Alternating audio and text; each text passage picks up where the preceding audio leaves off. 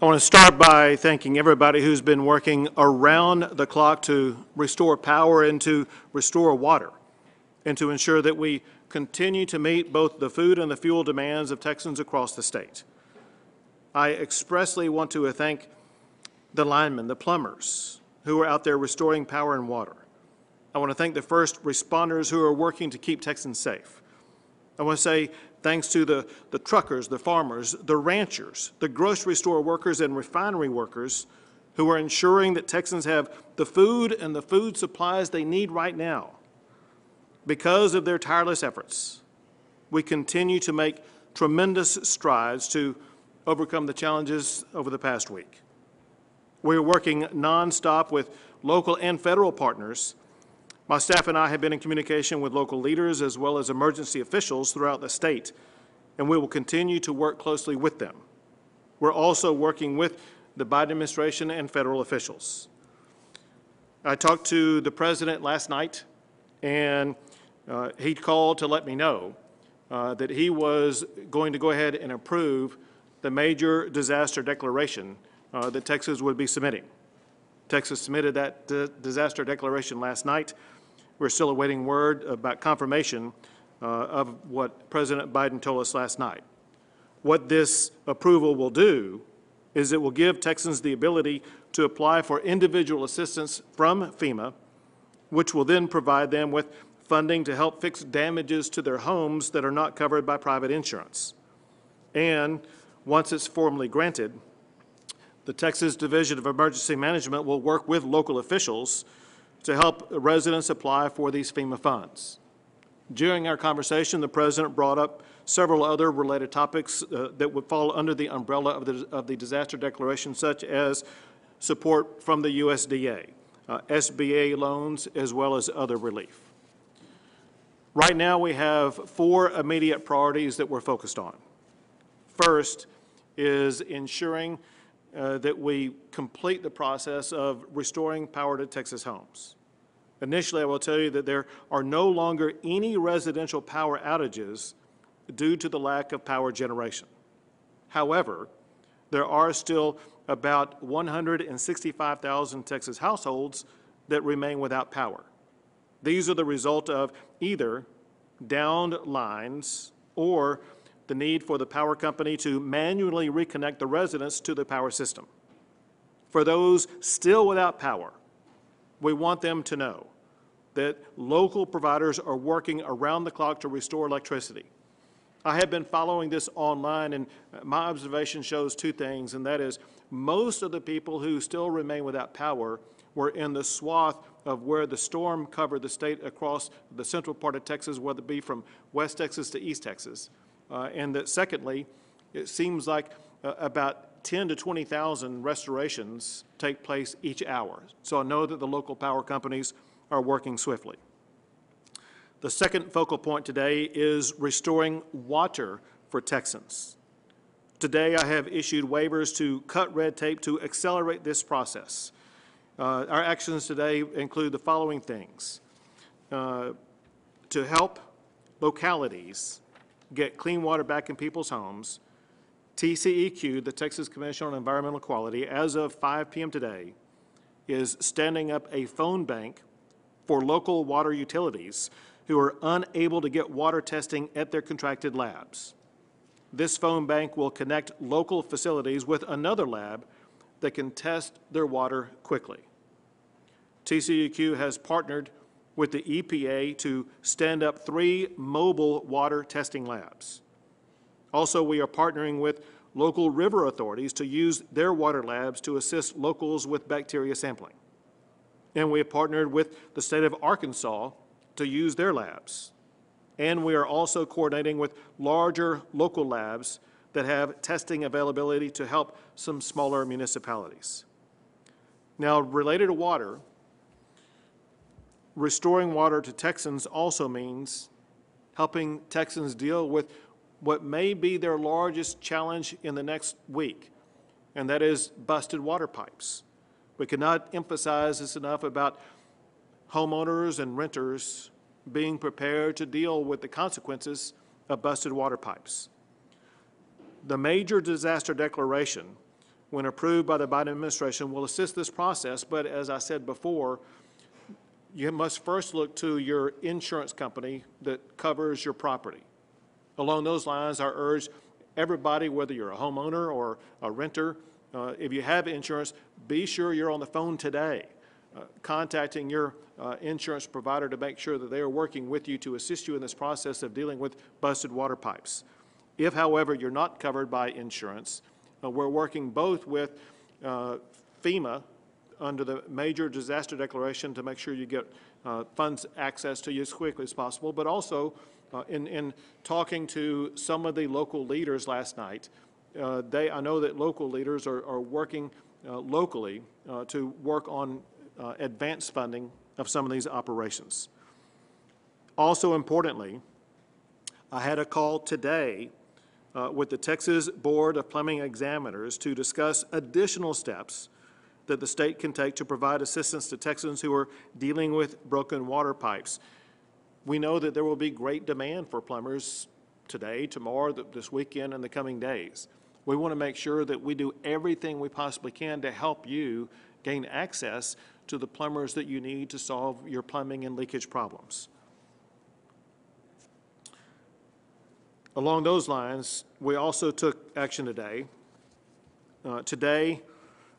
As of noon today, over 320 plumbers have renewed their license. The Plumbing Board is coordinating with multiple out-of-state plumbing companies to send additional plumbers to Texas. The third thing we're focused on is ensuring that Texans have the food and water supplies they need. We've dealt with similar challenges like this through hurricane after hurricane, so it's something that we are accustomed to doing through the ordinary emergency response. I, along with my staff, have been in contact with leaders at every level of the supply chain, from agricultural producers to truck drivers to retail grocery stores. We've already suspended some regulations related to commercial vehicles to help expedite the process of moving food and supplies. This will speed the delivery of food and other resources to communities across the state. Along those lines, I'm taking additional steps to open new fuel supply lines to ensure that our truckers, ag producers, emergency responders, and anyone else that runs on diesel will be able to get food to our stores and supplies to Texans in need. So today I'm allowing the use of off-road diesel on Texas roads. I'm also working with Comptroller Glenn Hager, and we have requested a fuel waiver from the EPA to allow for the use of all forms of diesel on Texas roads to keep our truckers moving. These efforts, combined with the fact that roads are clearing up by the minute, means that our grocery stores and other retail stores will have stocked shelves for Texas families more quickly.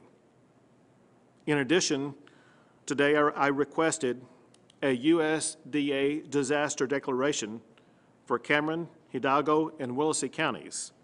This would make available federal assistance, such as emergency loans, to agricultural producers who have suffered losses in these counties. The reason why I only mention those counties, those are the only counties that have provided information to the Texas Division of Emergency Management that would allow them to qualify. I would not be surprised at all to see more counties make requests that meet the qualifications, and then at that time they will be added to that list.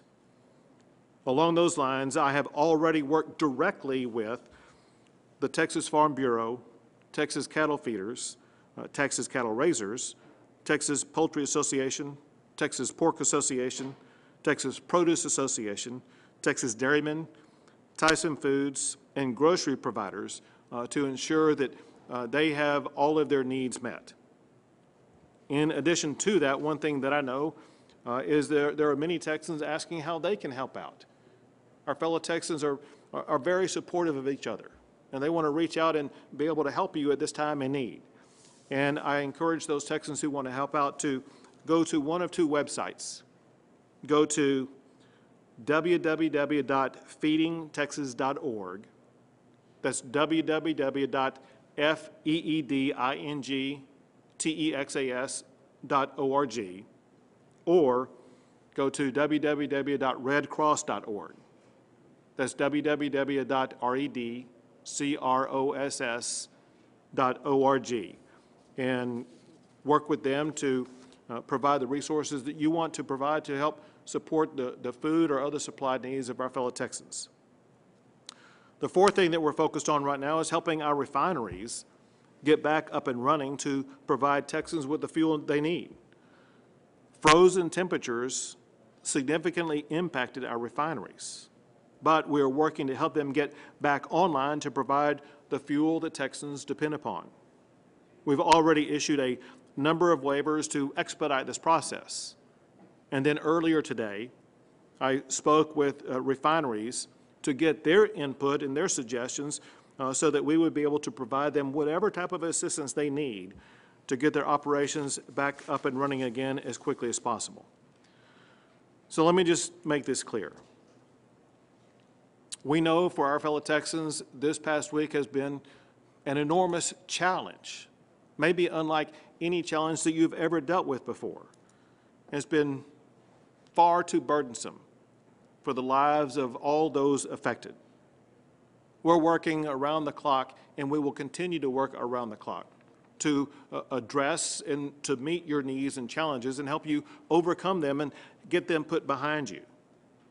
To help Texans, other state agencies are working around the clock to restore power and water and to ensure that you have the food and supplies that you need. I want to reassure you that we are using every single tool at our disposal to make sure that your needs are going to be met. The truth is what we always know, and that is for decades, more than a century, Texans have faced enormous challenges, and we've always overcome those challenges in the past, and we'll do so again this time. I ask all Texans to continue to collaborate with each other as we work our way through this process, and also make sure that you continue to take steps to prioritize your own personal safety and take measures and precautions to stay safe and stay warm. And just know that working together, we're going to get through this. I'm going to ask Chief Nimkid to add additional information that will be very important. Thank you, Governor. Since we met yesterday, we've delivered and transported about 1.7 million bottles of water. We used our Texas Military Department C-130s last night and Department of Defense C-17s to fly water into Corpus and Galveston. Today, we will continue to deliver water. You will see Houston, Austin, San Antonio, and Abilene shipments by air today. And folks, the reason we're using air is because the roads are still wet. The roads are still icy. And the place where water is right now is backed up with trucks waiting to be loaded so they can get on the roads and make deliveries. We will continue to deliver water by bottles for as long as it takes. We'll also continue to support the local efforts of repairing homes and infrastructure systems at the local level. Now, we don't own any of those. We don't own the infrastructure that goes to water, and we certainly don't own the homes. But we're doing everything we can to expedite repairs in that process to make that come back faster. We have 396 warming centers open across the state today. That's an increase of 65 since yesterday. We continue to work with our hospital systems. We've asked for the FEMA ambulance contract to deliver additional ambulances into the state to be able to support transfer of patients between facilities, mostly supporting dialysis missions. We continue to work to provide drinking and bulk water to hospitals, and a special thanks to several of the water authorities and river authorities out there that are using their own assets to be able to deliver bulk water to hospitals. Continue to work with the Department of State Health Services to bring on oxygen so that we can deliver oxygen to hospitals and to homes. And, you know, Governor, we haven't talked about this in a while, but we still have over 14,000 contract personnel in hospitals today supporting the COVID response. We'll continue that mission. I've had many, many calls with our local officials this morning, city managers from San Antonio, Austin, Dallas, and Fort Worth, to work on local problems that we can help them solve, whether it's repairs in homes or repairs to their infrastructure. We had a call with our federal congressional delegation today, lasted about 45 minutes, working through the challenges for them to help us at the federal level.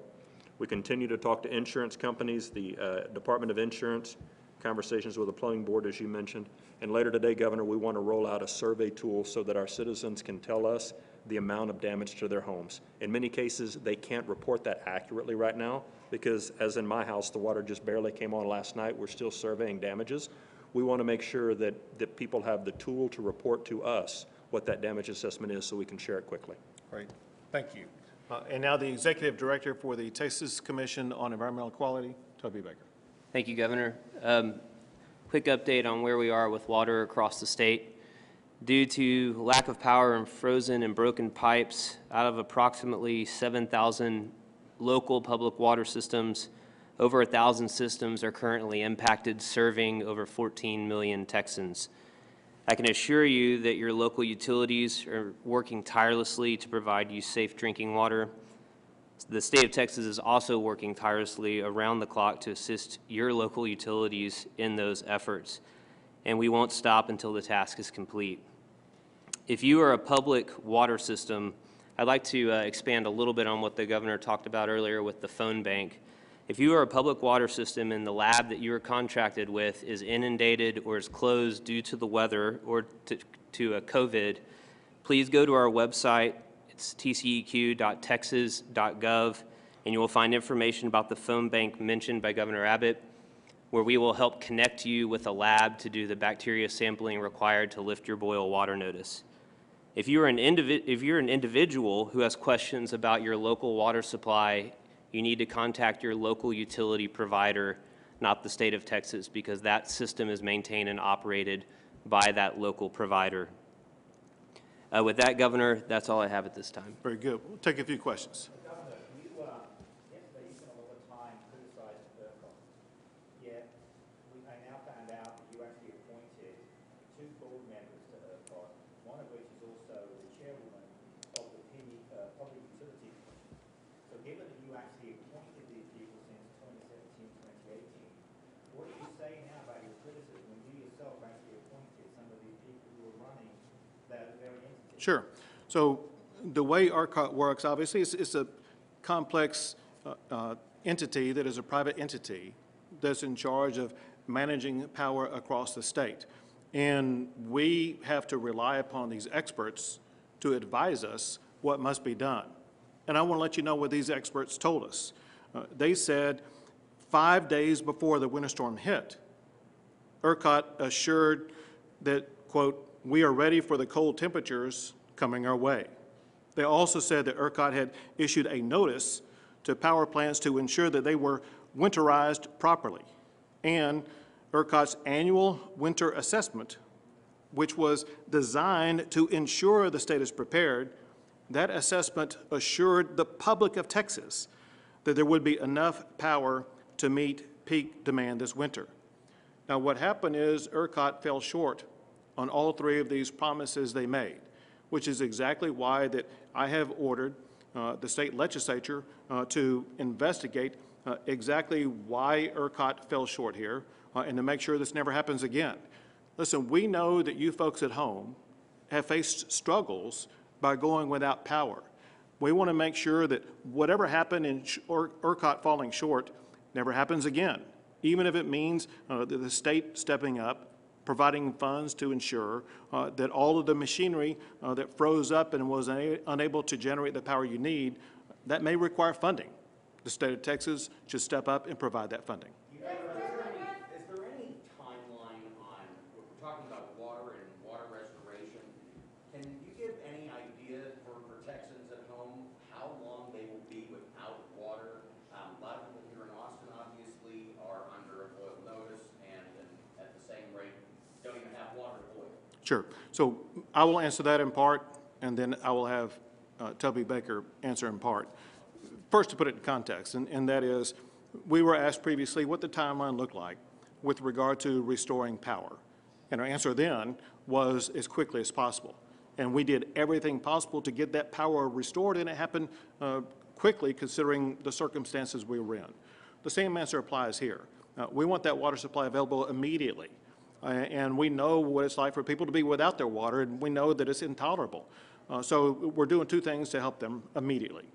One is we have brought in all of these additional resources to make sure that the turnaround will be quicker. Part of the challenge with regard to the timing of it is really going to be up to the local level, because water supply is under the total control of the local level. You mentioned the City of Austin. It's the City of Austin, not the State of Texas, that runs the City of Austin water supply. The same would be true in Houston or wherever in the state of Texas. And so part of that will be up to the local level. That said, the state is providing any and all resources to assist and to accelerate the response at the local level. I'll let Toby respond further. Yes, thank you, Governor. And Governor, that's exactly right. It's really a question for the local water providers as to the damage that they sustained and their plan to get out of that. Now, where we're stepping in, we will help with engineering, with technical questions if that is requested of us. We will engage on that level and help them. We have regions all across the state of Texas where we can engage at the local level. We're also helping with STAR requests, things that need to come up to the Department of Emergency Management. And we're also moving ahead with emergency authorizations as needed that need to come through the agency. But that specific question about when the water will come back on is really a question for the folks who operate that system. Governor Abbott, earlier this week you criticized wind and solar energy on Park Street. Given that about $20 billion of state subsidies have gone to those, is that something that the state legislature should continue in your opinion? It is something the state legislature will consider. So as it concerns the generation of power in the state, that is an issue that the Texas legislature will evaluate during the course of the session. They will do that across the board anyway, but I'm asking them to put a specific focus on evaluating all sources of energy so that we can ensure that we have adequate energy power in the coldest of winters, but also in the hottest of summers, so that Texans struggling at home will never have to go through that challenge again. Governor, is there anything that you guys can do in addition to asking out-of-state labs and all opening up the phone bank to speed up the bacteria testing to lift boil water bans for millions of Texans? So again, I'm going to have Toby answer, but I do want to say one thing, and that is it's important for Texans at home who want access to water to get that water turned back on as quickly as possible. There is another issue, and that is we want to make sure that when they turn that water on, it's going to be safe for them to be able to drink.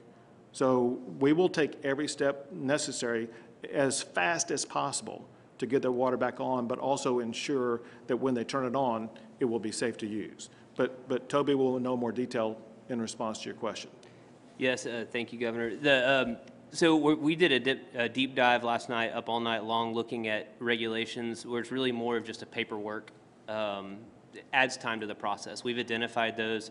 We sent those to the governor's office, and that's going to be part of a rule suspension package that the governor's office is moving forward. But as far as providing safe and clean water and the bacteria sampling itself, it takes up to 24 hours for that sample and for that testing to happen. But the problem is you can't perform that test until the integrity of the system is brought back online. So if you have a system that has many broken pipes in it and is leaking and allowing foreign sources into that system, that makes the process go longer because you can't actually do that sampling until the system is safe and secure. So we've taken action to waive and accelerate every regulatory requirement other than to make sure that it's safe, and we're going to do everything we can to make sure that everybody's water is safe to use. Governor, I'm interested in hearing a little bit about the fuel being imported into the state at this point, not just for truckers, but for average Texans who are trying to fill up their tanks so that they can continue Sure. their recovery. Let me tell Texans something about fuel supplies. One reason why there has been a shortage of fuel at some local gas stations is because the trucks that deliver that fuel haven't been able to get to those gas stations because the roads have been frozen and been dangerous for those trucks to drive on. As we speak, those roads are thawing and those trucks are going to those stations and making sure that they're going to be able to refill the gas tanks at the local stations. In addition to that, one thing that's taking place today is that the refineries are being powered back up to get going again to refine the fuel that's going to be needed, where they can replenish the supplies that will be used up over the course of the next week. And so we believe that we're going to be able to get all the fuel online very swiftly. Two more questions. Governor, you called for obviously providing funding to winterize power suppliers and plants, generators across the state. Do you think that there are issues, though, with the pricing models for energy? Does the focus on scarcity pricing and price caps, de-incentivize these people to actually winterize Sure. their stuff? So you asked a very important question about pricing models and pricing strategies as it concerns energy and power. That is an extremely important issue that I want to make sure that the legislature considers as they evaluate the entire ERCOT process about pricing and what pricing decisions were made. Were they right? Were they wrong? Does that pricing system need to be altered? For the people at home, just know what we're talking about, and that is we want to make sure that we have ongoing adequate supplies of power at a price that makes sense, and that pricing model may have affected the ability to generate power. That's something we need to get to the bottom of. Last question. Can you speak to what you're doing to help homeless Texans and what you're going to do moving forward? So homeless Texans are a great concern for us right now, and especially this harsh, cold temperature.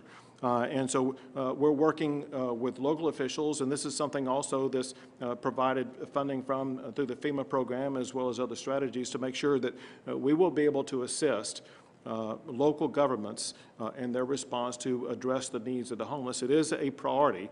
We care about all humans out there, especially those who are exposed to the harshest conditions, and we want to get them in a place where they can be alleviated from the situation that they are in.